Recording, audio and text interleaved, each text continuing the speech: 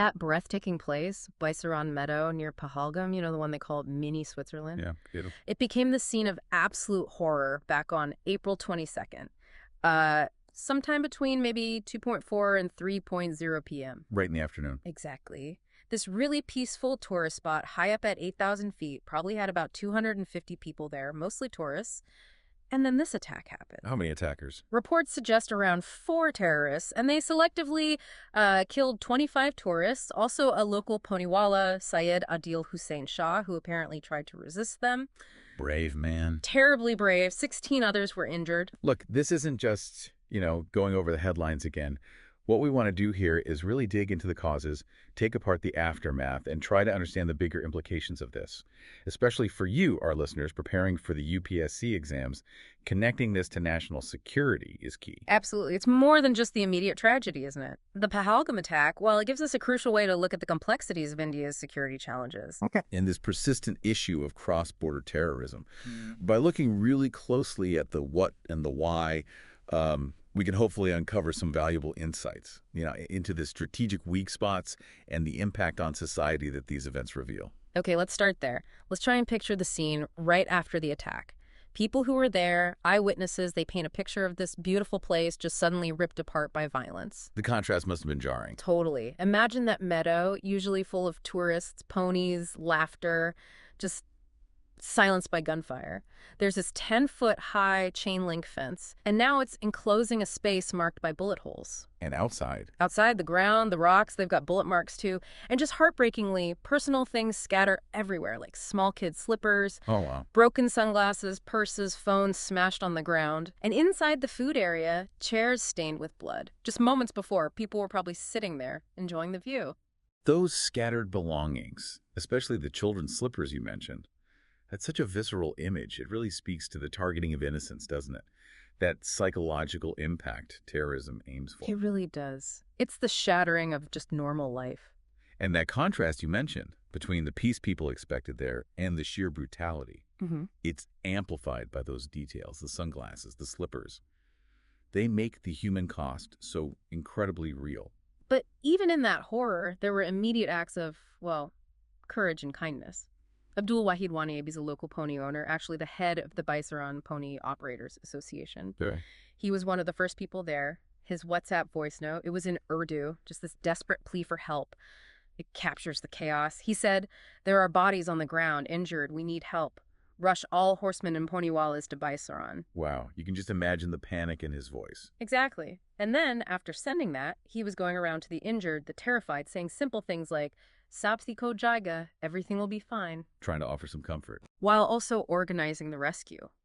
Using a vendors like a Sharpoi as a makeshift stretcher, getting injured people onto horses to evacuate them. That's incredible. It really shows how crucial the local community is right after something like this happens. His instinct to help, despite everything, and being resourceful enough to organize aid on the spot, that's real resilience. And that voice note you mentioned, it probably spread fast, gave a very raw, immediate picture of what was happening. Then there are the personal stories that they break your heart. That image that went everywhere of Himanshi, the wife of Lieutenant Vinay Narwal. She was newly married. Oh, I remember seeing that. Devastating. Just grieving beside his body. They were on their honeymoon. They'd planned to go to Europe, but visa issues came up, so they chose mini Switzerland instead. Unbelievable timing. 6 days after their wedding. Just like that, their future gone. It's these stories, Lieutenant Narwal, a young officer, it shows the cost, the potential lost. Yeah, that image really became a symbol, didn't it? The personal cost of terror, destroying dreams, leaving behind just unimaginable grief. And Arathi Sarath's account, too. Just terrifying. She saw her father killed, had a gun pointed right at her, heard her children screaming. Her story tells you about the sheer terror, the seeming randomness of it all. But she also made a point of thanking local drivers, Musafir and Samir, who helped her and her family get away. It's horrific, that level of fear for yourself, for your kids, and yet again, you see that humanity shining through, like with Abdul Wahid Wani, people helping each other even in the worst moments. Now, here's a disturbing detail. Some family members said the terrorists actually asked people their religion before shooting, and that women and children were, at first, let go. Now, you might think, okay, some twisted kind of restraint, but there's an expert view that says, hang on, This could actually be a tactic A tactic? How so? to make the terror worse. By letting some people survive, especially witnesses like women and children, the story spreads faster, the fear gets amplified, lasts longer. That makes a grim sort of sense. The selective targeting based on religion is disturbing enough. We've seen that pattern before, sadly. But using survivors strategically to maximize the psychological fallout, that's a chilling calculation. They become living proof of the horror. Exactly. And we also have to remember Syed Adil Hussein Shah, the Poniwala I mentioned earlier, killed because he resisted. Right. His actions show that there was local resistance, bravery from ordinary people right there. His defiance, even though it cost him his life, it's a powerful statement that the terrorists weren't unopposed. A symbol of defiance, definitely. Standing up to that kind of violence. So let's shift gears a bit. Why Pahalgam? Why Baisaran? And why then? One line of thinking is that this was very calculated, a political signal. The timing certainly suggests that. Right. Start of the tourist season, a visit from the U.S. vice president happening. It feels like a deliberate move to shatter that sense of normalcy returning to Kashmir. And maybe to pull Pakistan back into the diplomatic conversation with India. We've seen that playbook before, haven't we? We have. And the location itself, Baizarn, targeting mini Switzerland, a famous tourist spot. It's highly symbolic. It's a direct hit against the idea of Kashmir being safe and peaceful for visitors. Aiming to wreck the tourism industry. Precisely, which is so vital for locals there. Yeah. You mentioned over 500 people rely on Baisaran for their living. That highlights the economic damage they likely wanted to inflict. We heard about immediate cancellations, right? Hotels, taxis. Yeah, the impact was immediate. Now, the assessment seems to be that this is, well, basically Pakistan-sponsored cross-border terrorism continuing. Links to Lashkar-e-Taiba, Lati, a UN-designated group. operating under this other name, the Resistance Front. It seems like the same old pattern. Cause casualties, spread fear and uncertainty, provoke India into a reaction. All while trying to keep their hands clean, maintaining that plausible deniability. Using proxies like the Resistance Front is a standard tactic. Lets the state actor achieve its goals, but avoid direct blame internationally. It's asymmetric warfare 101, really. Yeah. Deflect responsibility, but keep destabilizing things. And the message seems to have multiple targets. One view is it's aimed at Kashmiris, telling them that peace, integrating with India, will be punished. A message of intimidation. Undermine any move towards normalcy. And then also aimed at the rest of India, showing that nowhere is truly safe, not even popular tourist spots. Exactly. A reminder that the threat is still very real and can hit close to home, even in places people think are secure. Some analysis also links the timing to bigger geopolitical events, like the PM's visit to Saudi Arabia, the U.S. official visiting India, maybe an attempt by Pakistan to say, hey, we're still relevant, and maybe disrupt those meetings. That's plausible. In geopolitics, creating a crisis can be a way to demand attention, insert yourself back into the conversation, potentially complicate India's relationships elsewhere.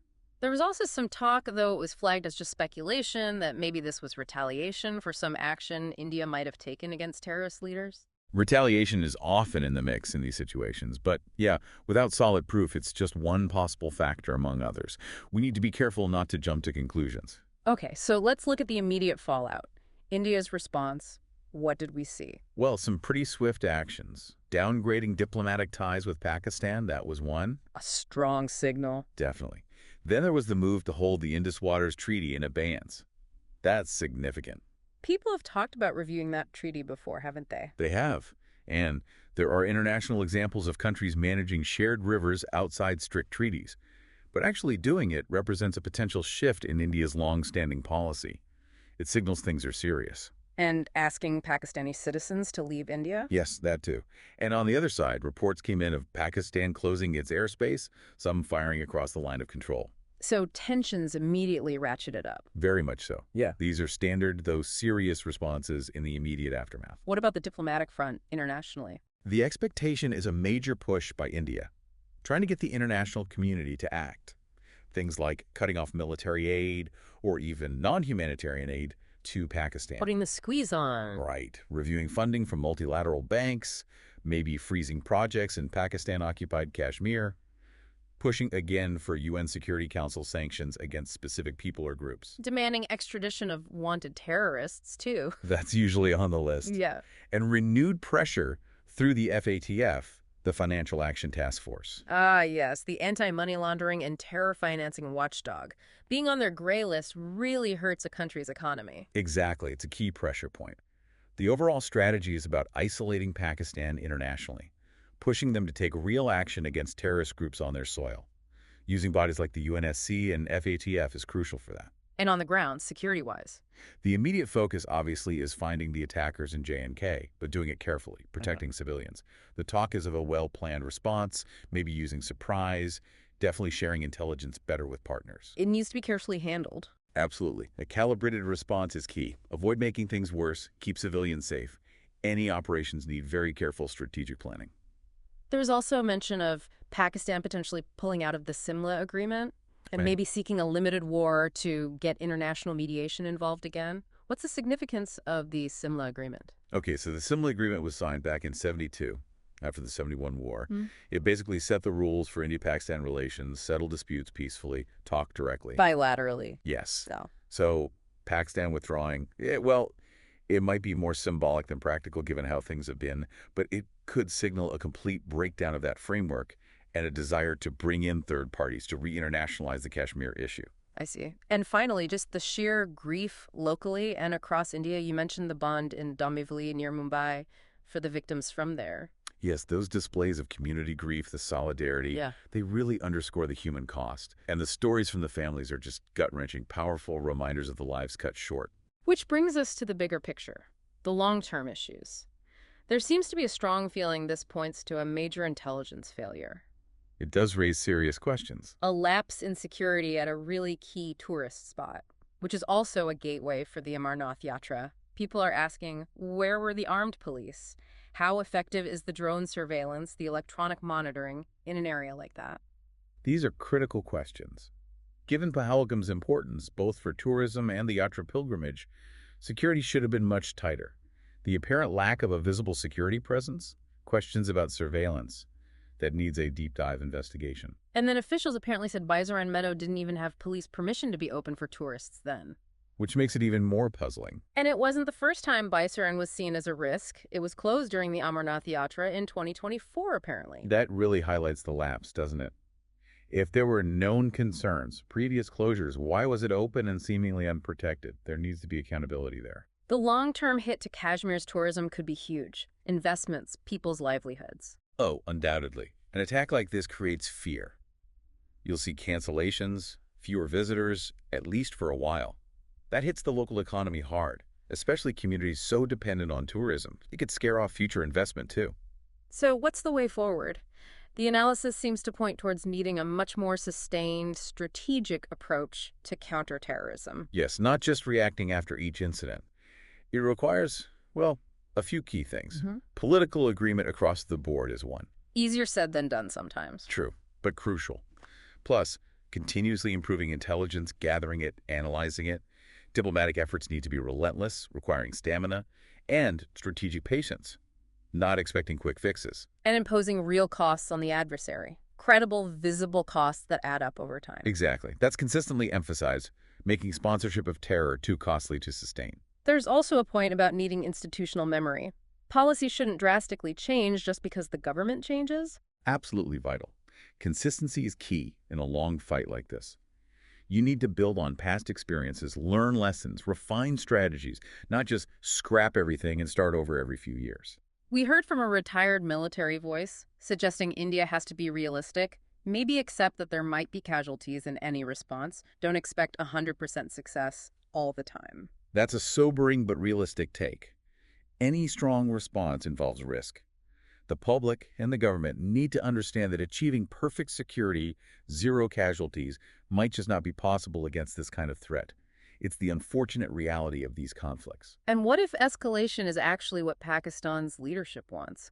Maybe for domestic reasons, shore up their image, distract from problems at home. That's a critical consideration. You have to understand your adversary's motives. If they think raising tensions helps them politically at home, India's response needs to be smart enough not to play into their hands unintentionally. There's also a call for Kashmiri society itself to play a role, to actively identify and reject the terrorists, the extremists, for their own future. That's fundamental for any lasting solution. Peace has to come from within, too.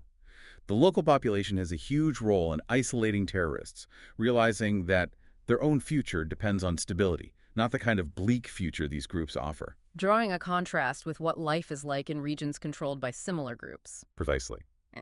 And finally, a point about Indian society as a whole, needing to be more aware of what cross-border terrorism really means and being ready to support the necessary long-term actions. Learning from other countries, like Israel, that have lived with similar threats for a long time. Yes, understanding the realities, building national resilience, fostering that broad support for sustained counterterrorism efforts. It's a national effort, not just a governmental one. So this deep dive into the Pahalgam attack, it really shows us layers upon layers. The causes, the devastating impact, the huge implications for India's security. It really highlights these persistent challenges from cross-border terrorism Uh-huh.